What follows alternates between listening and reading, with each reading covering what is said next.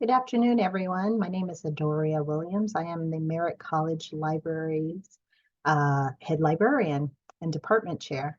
And I am pleased to be here today to welcome Christie Carolis to our event. And Christie is going to provide a wonderful presentation on social and annotation to foster equity and belonging. Thanks so much, Adoria.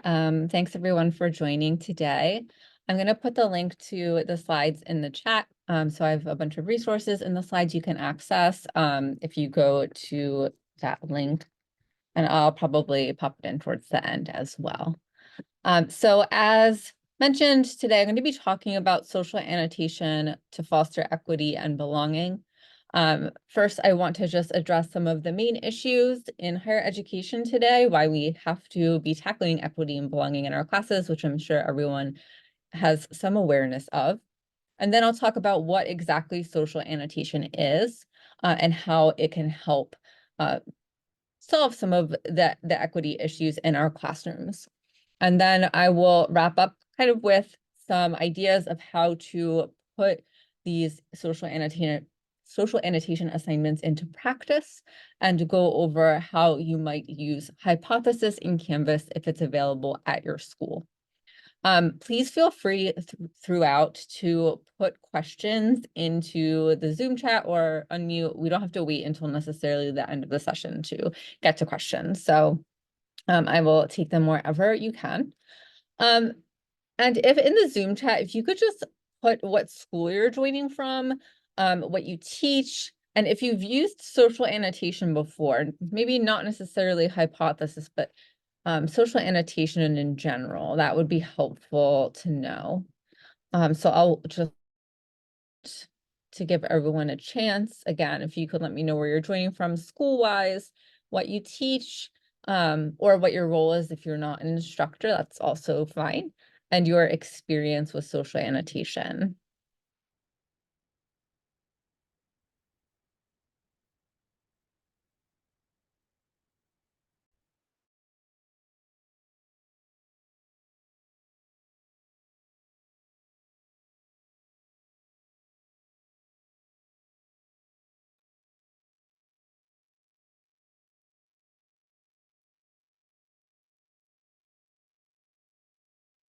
Great, thanks so much for those of you that are sharing.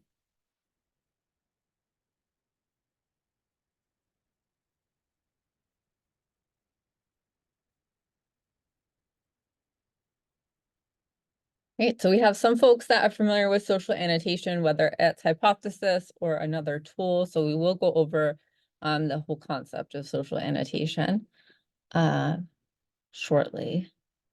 If you are still typing, please continue to do so. My name is Christie Carolis. I work for Hypothesis. I'm a customer success manager, and I'm an instructional designer. So I've been working in higher education for about 10 years, supporting educational technology tools and course design, essentially, with faculty. And I also adjunct and I use social annotation in my own teaching. So some of the things I'll talk about today will be from my own experience, in addition to supporting other faculty who have used Hypothesis and social annotation in their courses. So the first thing I want to start with is just a quick look at why we need to be having this conversation, which I'm sure you all are aware of because you're attending this conference in general. But ever since COVID in 2020, we've been facing, for the most part, declining enrollments in North America. Not necessarily the same whether you're teaching at a community college versus a four-year institution versus a private or versus public. It looks different wherever, what programs you're in, but largely there's been an enrollment decline, and it's been very inequitable between underrepresented groups and white populations. So we're seeing larger enrollment declines with Black first-year students, for instance. We're also seeing an increased number of students with disabilities enrolling in higher education institutions, but a lot of times we're not aware when those students enter our courses because only 1/3 of them tend to report having a learning disability, and that could be because they either don't know of the services that they have access to in their higher education institution. They could be worried about discrimination.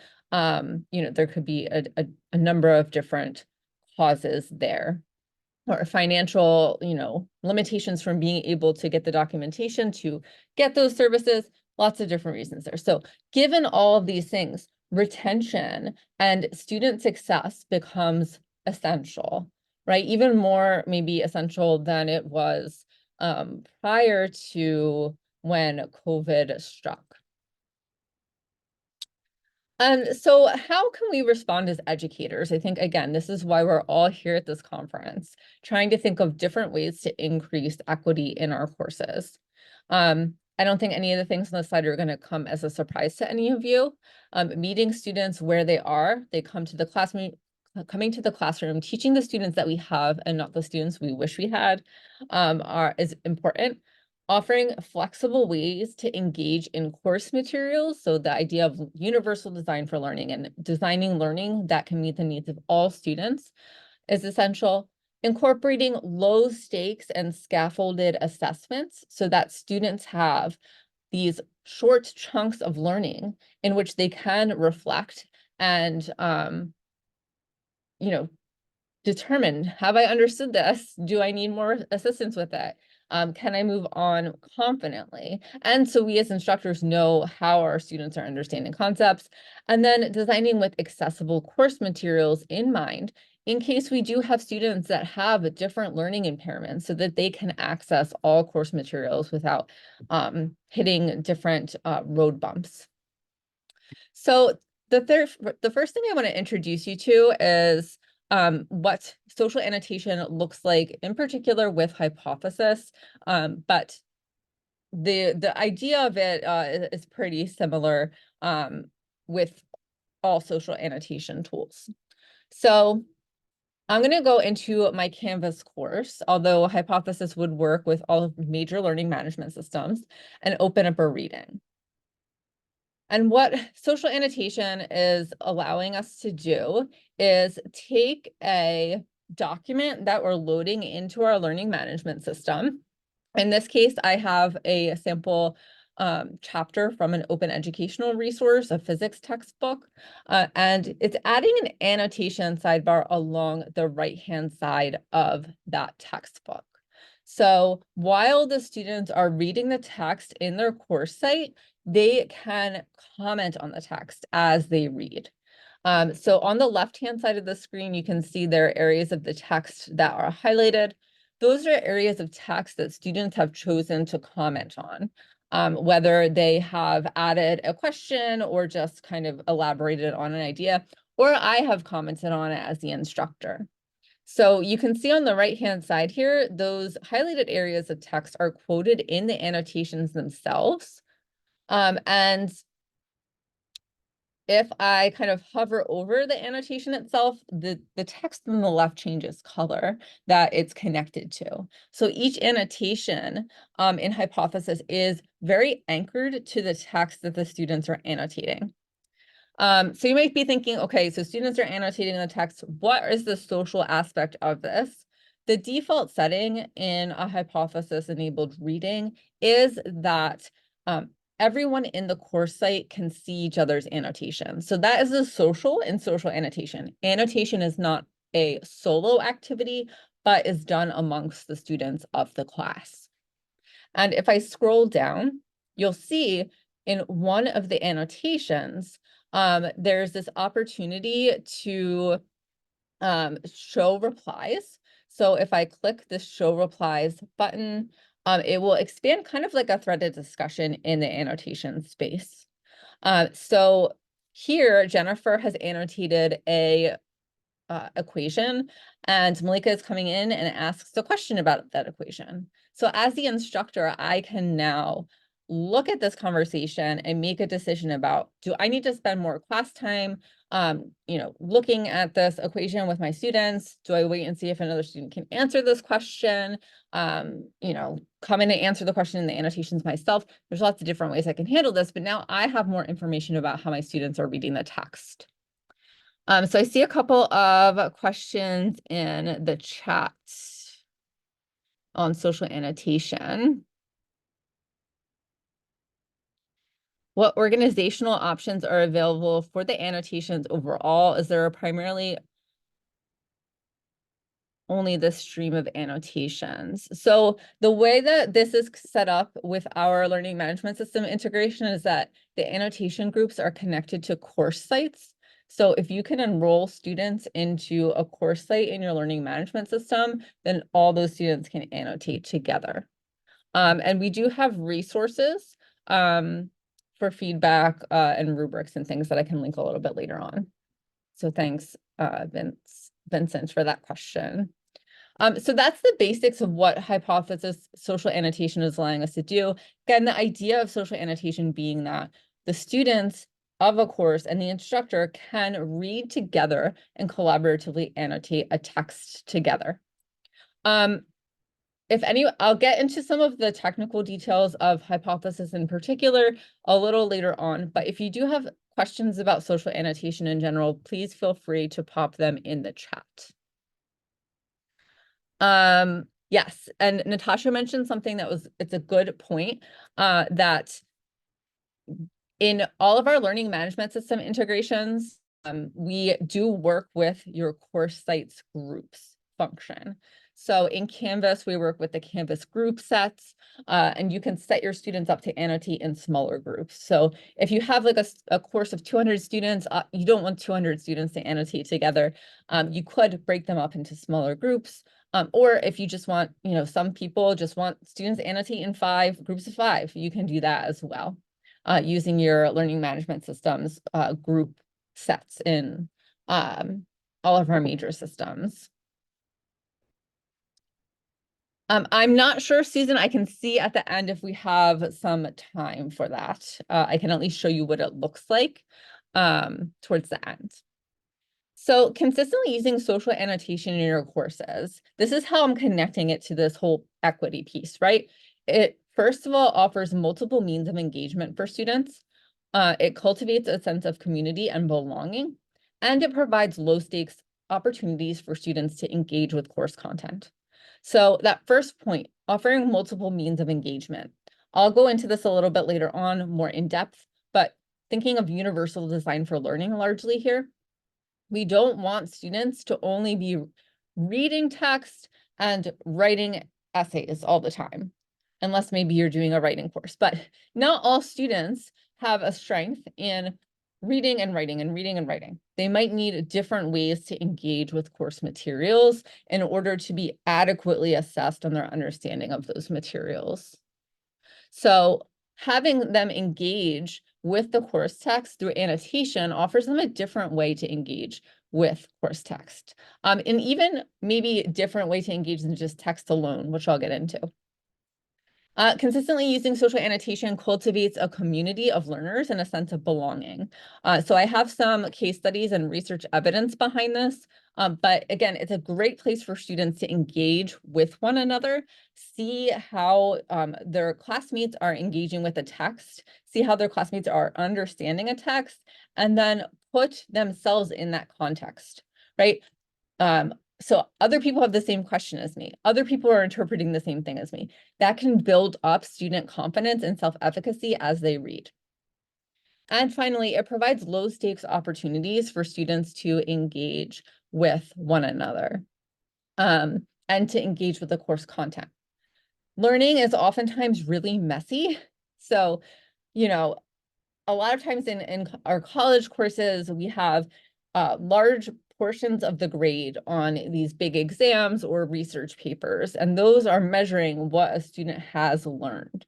But those points that they took to get there often involve being wrong, not understanding things, having questions. And where do we have the space in our course for that? So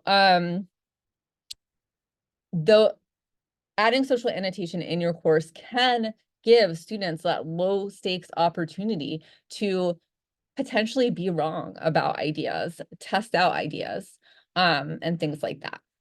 So I'm going to pop in the chat. We have a getting started guide with hypothesis in Canvas.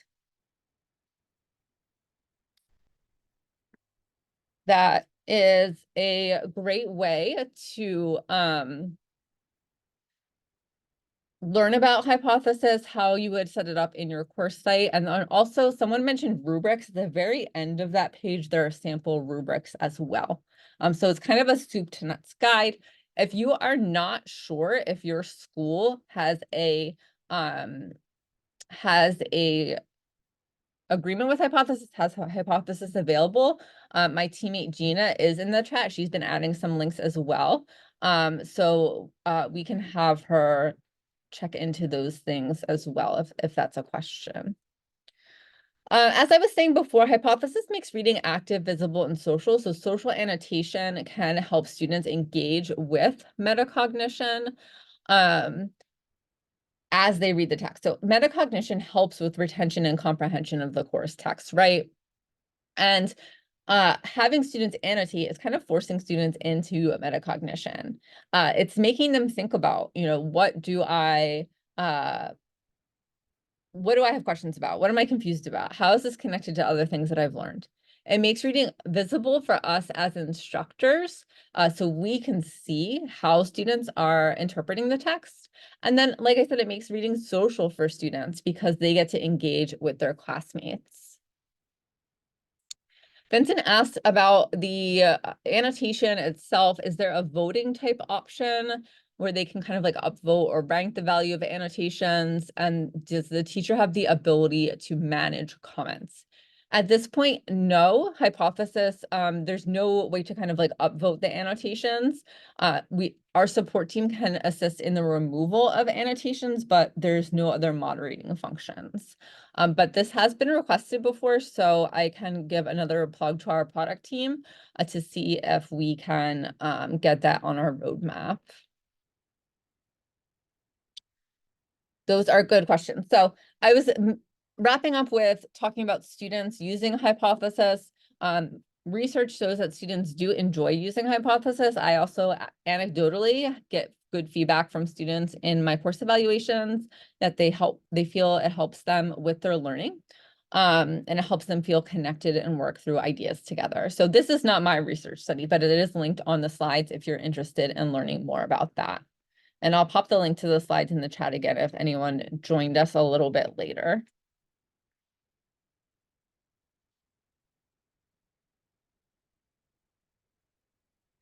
In addition, social annotation can support neurodivergent learners. So I linked to a faculty focus article that some instructors wrote who use hypothesis. And it explains this a little bit further. Again, that connection to universal design for learning. Hypothesis features allow students to choose when and how to engage with the annotations and the course text. So I know Vincent was just mentioning this. There's kind of like a little bit of noisiness that happens with the annotations.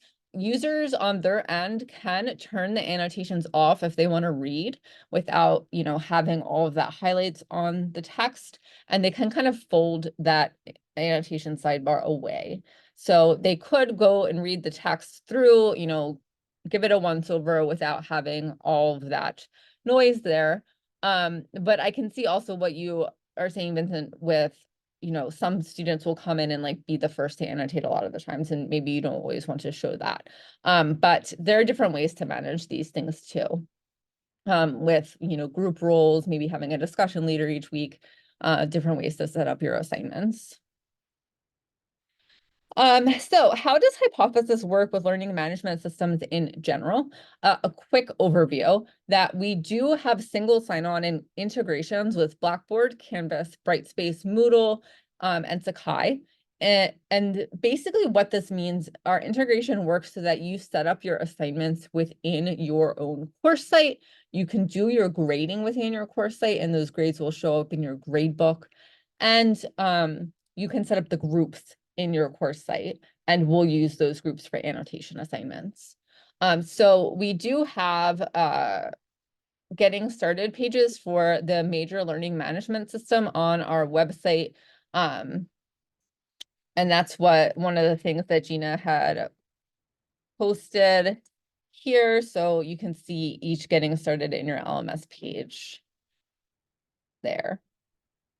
As I mentioned earlier, Hypothesis supports the principles of universal design for learning. I pulled just one out because UDL itself is like pretty complex, but I pulled out the idea of providing multiple means of representation for students.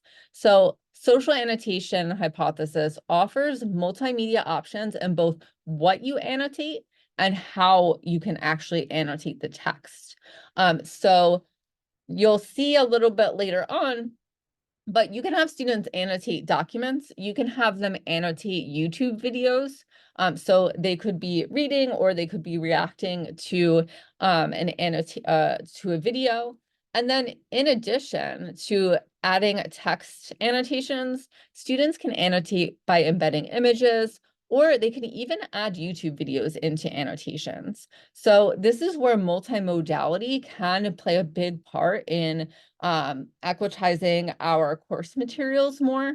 In this particular case, the law of conservation of momentum as described by the text, the text does a really bad job describing it because it's not really necessarily something that's best described through text. It is better if you can actually see what's happening. So being able to embed a video that students can watch as they read the text can be helpful in providing that multimodality that UDL promotes. You also can go in and kind of add annotations to the course text before students have access to it, clarify any confusing vocabulary that they might not have, run into before, guide students through reading the text. So especially with this last point, we see this a lot with folks that are having students read like scholarly journal articles, where they'll go in and add annotations to the text before students have access to it to explain to them how they might interpret the methods or what order they might read the different sections in. So if you kind of want to act like a guide for your students as they're reading through a text, social annotation might be a good option for you to do that. And you can kind of show the students your own annotations that way. Vincent did ask, and I think Gina noted, we don't at this point allow image annotation, but that is something on our roadmap for the near future. So some more details about what you can have students annotate, because that's kind of connected to what Vincent was saying. So these are the things that you can currently have students annotate with Hypothesis. We tend to work best with open educational resources, so things that are kind of freely available for students to use that you can load into your LMS course site.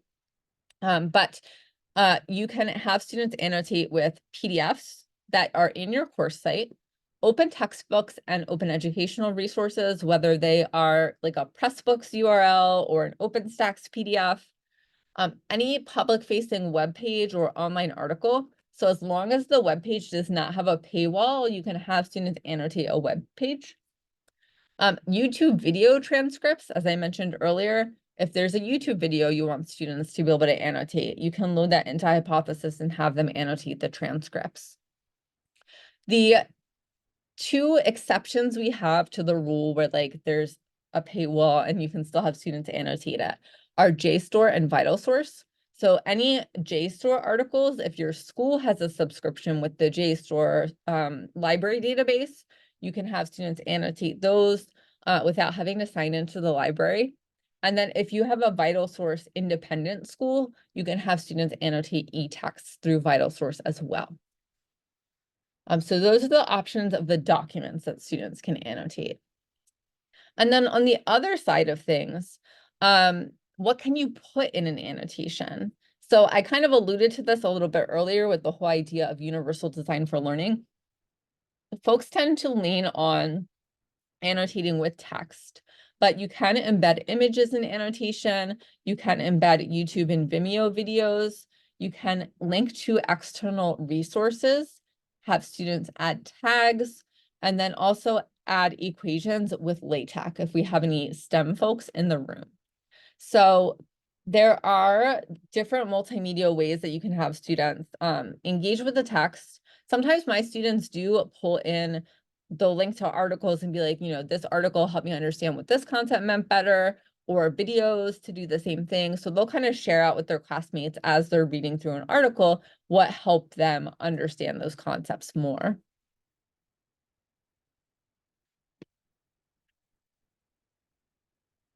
One thing to note, and this is just general accessibility best practice, is that any PDFs that you use with Hypothesis, it have to have a selectable text layer on them. So this is just generally important because if your PDF does not have a selectable text layer, students using screen readers can't read the document. But what this essentially means is if you open a PDF on your computer, you need to be able to select the text as if you were going to copy and paste it in order for it to work with Hypothesis or a screen reader. So if your PDF does not have that, then it won't work with Hypothesis, and it's also inaccessible to your students.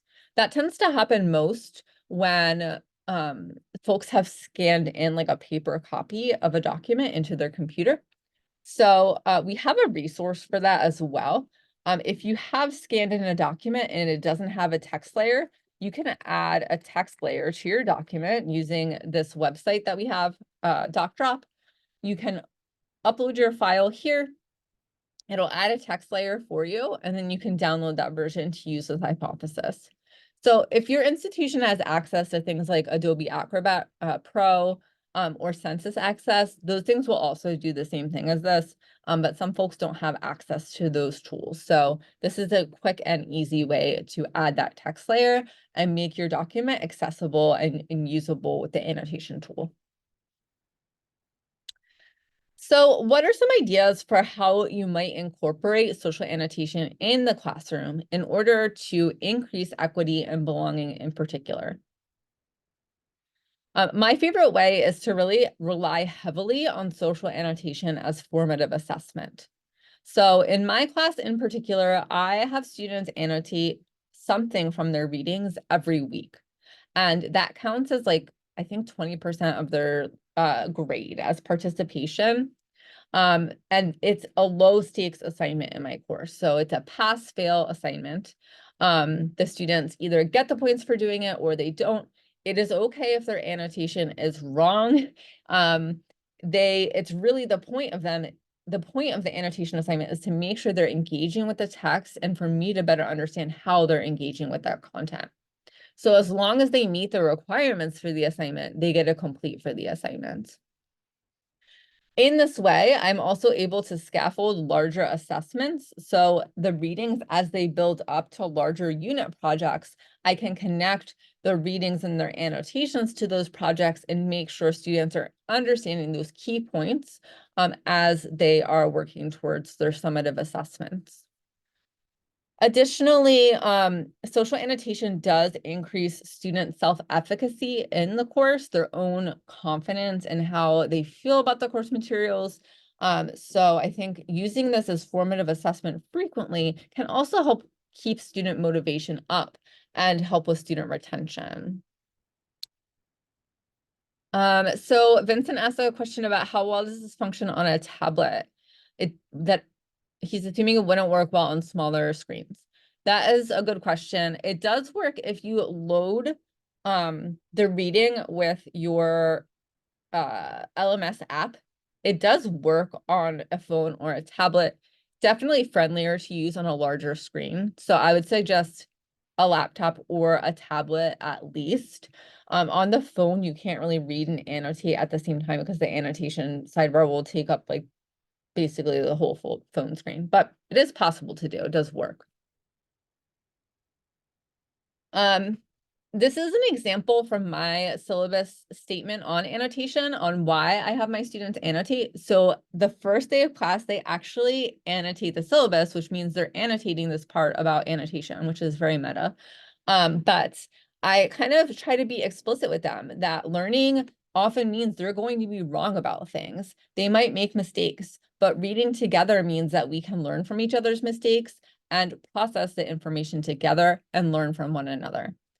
So I kind of put that right out there the first day of class to make sure that my students know it's okay if they're going to know different things coming into the class. And, let's share that knowledge creation with each other.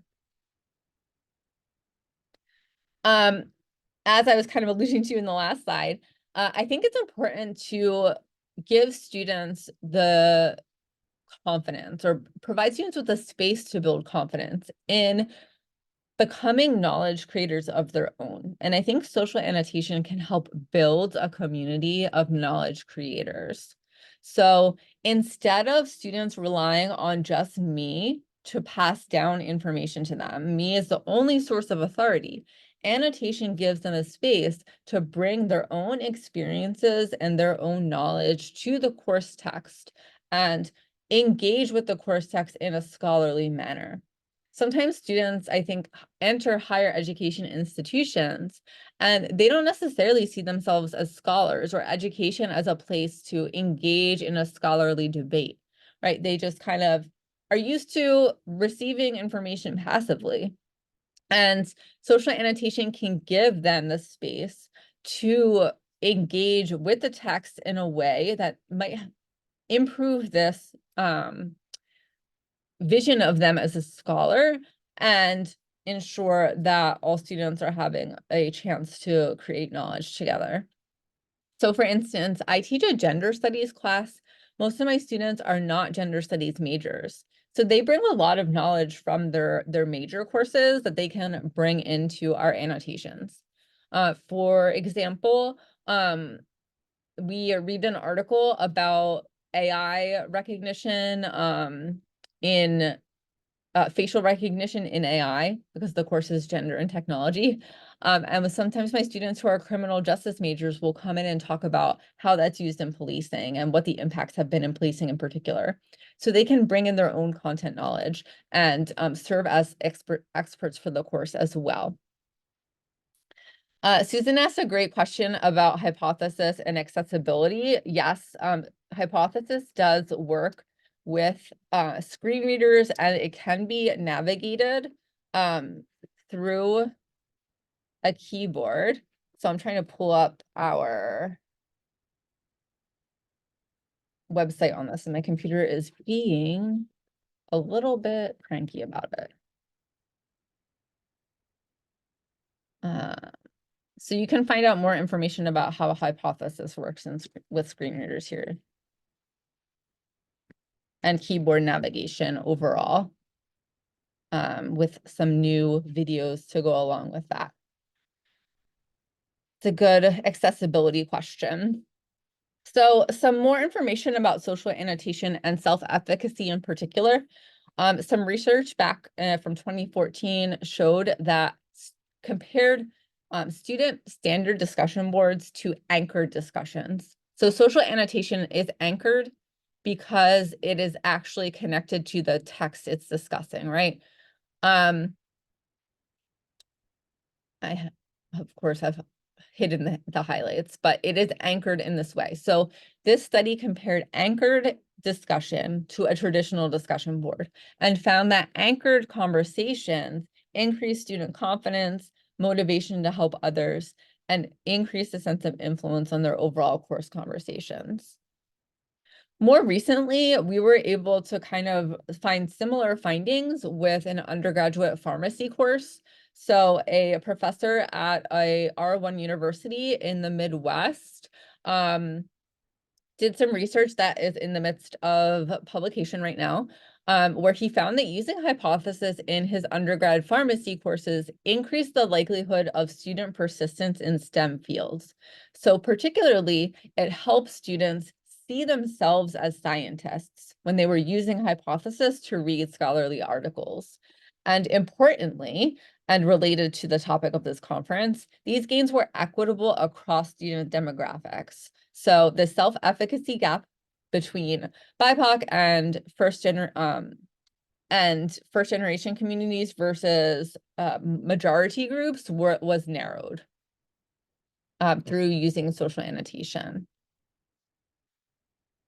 Another thing you can do is really encourage students to incorporate multimedia into annotations and make the text a collaborative resource space, again, to encourage students to engage with course text in different types of ways, where some students who might have an easier time responding to text with a video have the opportunity to do so.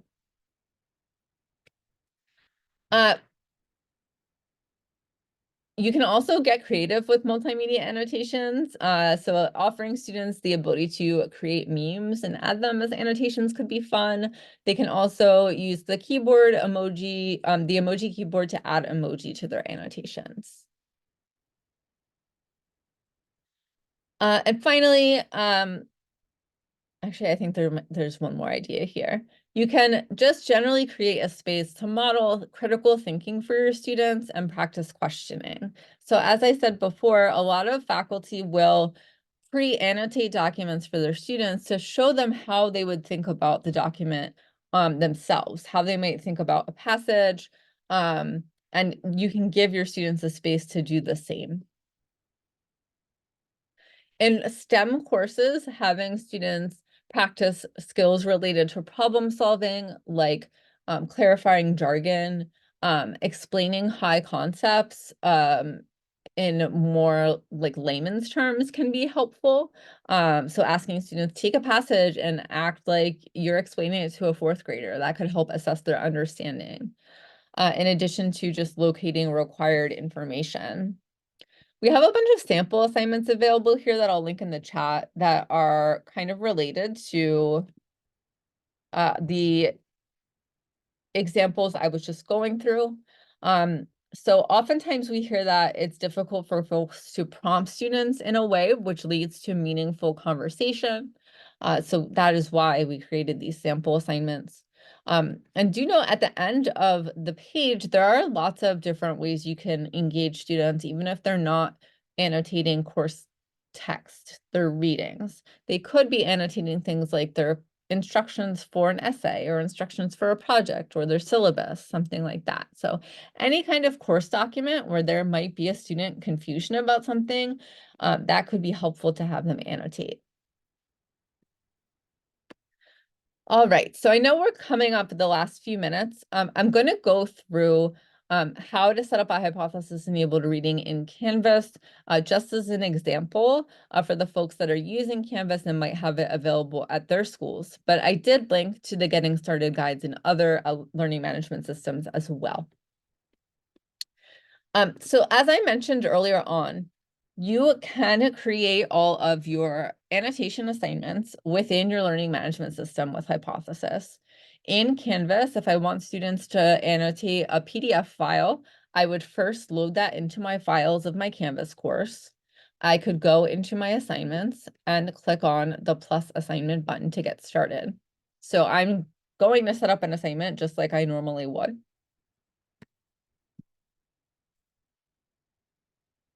Can enter my assignment name, my instructions, which I'm going to steal here from our website.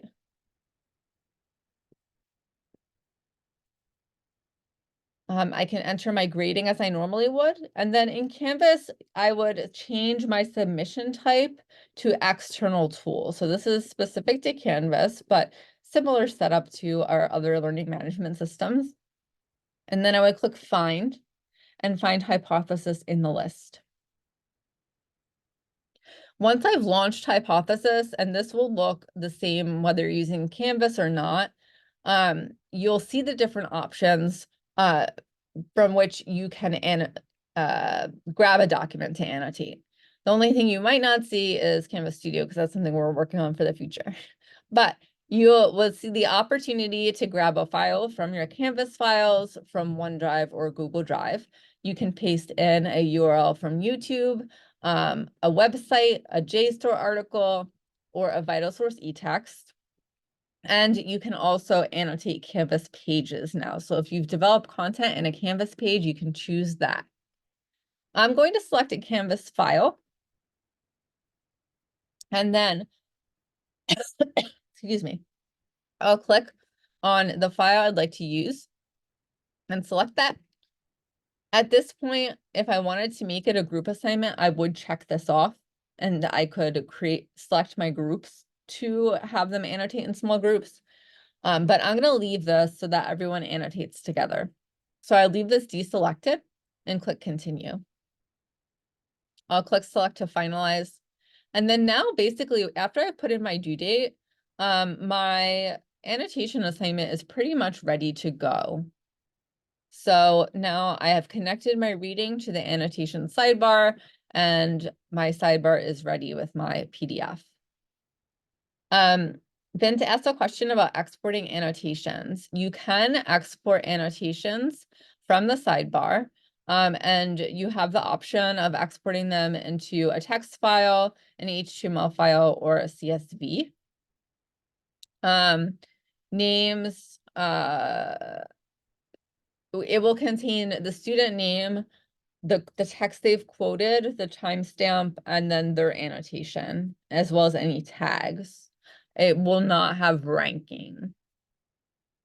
The JSON is available there also, especially so that if you have pre-annotated a document and you want to export your own annotations and import them into a future semester of the course, you can do that. So those resources are how to get started in Canvas. Like I said, I did link in the chat how you can get started in our other learning management systems. We did also have a liquid margins panel on this. So liquid margins is just like a panel conversation we have with faculty who use Hypothesis. This was about a year ago. We had 3 faculty on who discussed how they use Hypothesis to increase equity in their own courses.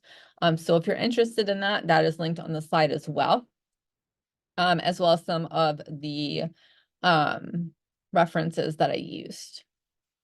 So those of you who are interested in Hypothesis, or if your school is currently using Hypothesis, I'm just going to wrap up the last couple minutes with what you got with partnering with Hypothesis. So that comes with working with me if you would like. I help faculty brainstorm different ways to use it in their course or just help them get it set up in their course. Our technical support team is also happy to help. We also offer something called Hypothesis Academy. These are asynchronous training courses that walk you through how to create your own social annotation assignment and grading plan. We have topics like Social Annotation 101 and Social Annotation in the Age of AI. And these things are both, again, available to any faculty at a school that's using Hypothesis. We also offer weekly workshops on different pedagogical topics.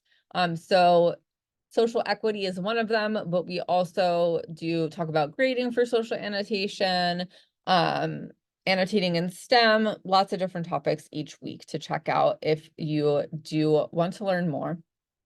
And then my email and Gina's email is here as well. So again, if you have any questions moving forward, if you're not sure how to get started with social annotation, please reach out to us and we can help you get started.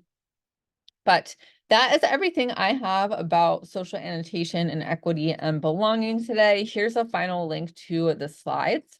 And we have about 2 minutes left. So if anyone has any questions, definitely let me know in the chat or you can unmute and I'd be happy to answer them.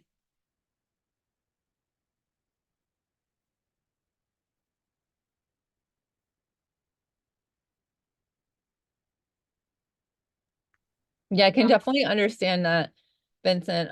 In the group setting, if I open up a group assignment, you'll see that on the instructor end, if you set up groups, the instructor gets like a drop down and the drop down gives you access to each group. Students would only see their group though. So in that case, you can make those small groups for your ESL students, maybe to just work in a group of 5 versus like a more overwhelming sized group. So that is how that integration works. Any other questions or thoughts for our last minutes?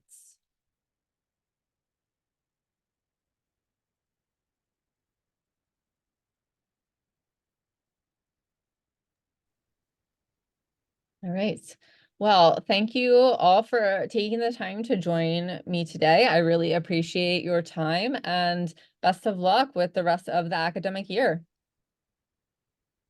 Thank you so much, Christy, and thank you everyone for attending today's presentation. That was really informative. I thought I knew a little bit about hypothesis, but I don't think I know enough. So I might look into the academy, that's for sure. But thank you for opening our eyes to the possibilities of using it to really help our students excel. Any So much last again for questions having me. before I turn off the recording? Okay, thank you all for attending.